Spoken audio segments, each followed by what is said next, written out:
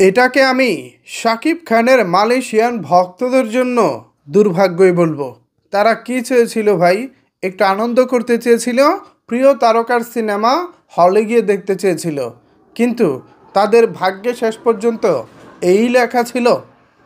গত 2টা মাস তারা অনলাইনে আন্দোলন করেছে, রেমিটেন্স পাঠানো বন্ধ রেখে দেশের এই দ্বিতীয় যুদ্ধে ছাত্র ভাইদের সাথে থেকেছে। দিন শেষে একটা বিজয় এসেছে, স্বৈরাচারী সরকার পতন হয়েছে। সেই উদযাপন আমরা বাংলাদেশের যারা আছি কম বেশি সবাই করেছি, কিন্তু প্রবাসী মালয়েশিয়ান বাংলাদেশি যারা আছেন তারা তো সেই উদযাপনটা করতে পারতেছে না। তারা চাচ্ছিলেন শাকিব খানের তুফান সিনেমার মাধ্যমে সেই উদযাপনটা করবেন। পরপর 4বার রিলিজের ডেট দিয়ে সময় মতো মালয়েশিয়ায় তুফান ছবিটি রিলিজ করা যায়নি। তাহলে কি মালয়েশিয়ার শাকিব ভক্তরা তুফান দেখা থেকে বঞ্চিতই থাকবেন? অবশেষে ফাইনালি আপনাদের জন্য এসেছে সুখবর। শাকিব খানের অফিসিয়াল ফেসবুক পেজ থেকে আজকে ফাইনালি একটি নতুন আপডেট দিয়েছেন, এবং সেই আপডেটটি হচ্ছে আর মাত্র 3 দিন পর, আজকে আগস্টের 20 তারিখ, আগামী 23 আগস্ট 2024 মালয়েশিয়ায় মুক্তি পাচ্ছে শাকিব খানের সময়ের আলোচিত সিনেমা তুফান। এই তুফান এমন একটি সিনেমা, যে সিনেমায় শাকিব খানকে আপনারা একেবারে নতুন ঘেটাপে, নতুন রূপে, ভিন্ন এক শাকিব খানকে পাবেন। আমরা যারা নর্মালি যে শাকিব খানকে দেখে বড় হয়েছি, যে শাকিব খানকে এতদিন আমরা মিস করেছি বলতে একজন অভিনেতা শাকিব খানকে নিঃসন্দেহে আমরা মিস করেছি।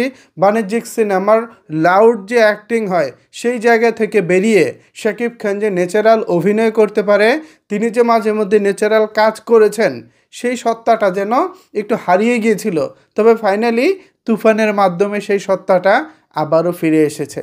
এছাড়া ডুয়াল চরিত্রে শাকিব খান এখনও পর্যন্ত বেশ কিছু ছবিতে অভিনয় করেছেন, কিন্তু আমার কাছে কেন জানি মনে হয় এবার নাকাবের পরে, খেয়াল করবেন, শাকিব খান যতগুলো সিনেমায় ডবল পার্টে অভিনয় করেছে, হিরো দ্য সুপারস্টার বা নাকাব বা ভাইজান, ইনফ্যাক্ট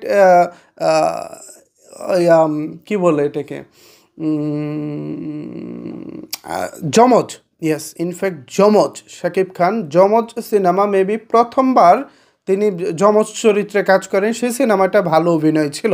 তো সর্বশেষ তিনি যমজ চরিত্রে ভালো কাজ করেছিলেন নাকাবে, যৌথ প্রযোজনা এবং কলকাতার লোকাল প্রোডাকশন হিসেবে সিনেমাটার প্রোডাকশন কোয়ালিটি খুবই ভালো ছিল, কিন্তু এরপর থেকে আমরা সেই ভালো কোয়ালিটির সিনেমা আসলে পাচ্ছিলাম না।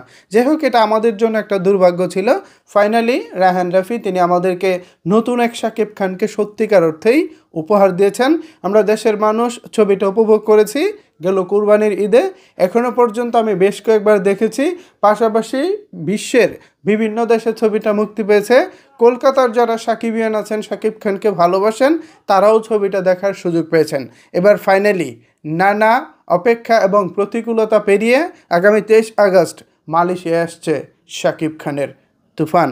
আশা করি সাকিবিয়ানরা স্বৈরাচারী সরকার পতনের পর থেকে আপনারা যে আনন্দ করার জন্য অপেক্ষায় ছিলেন, আপনারা যেই কি বলে এটাকে, মনের ভাব প্রকাশ করার অপেক্ষায় ছিলেন, আশা করি তুফান উদযাপনের মধ্যে দিয়ে সেই সব কিছু আপনাদের পূরণ হবে। সো এই বিষয়ে যদি আপনাদের কোনো কিছু বলার থাকে তাহলে অবশ্যই সেটি নিচের কমেন্ট বক্সে জানাতে পারেন।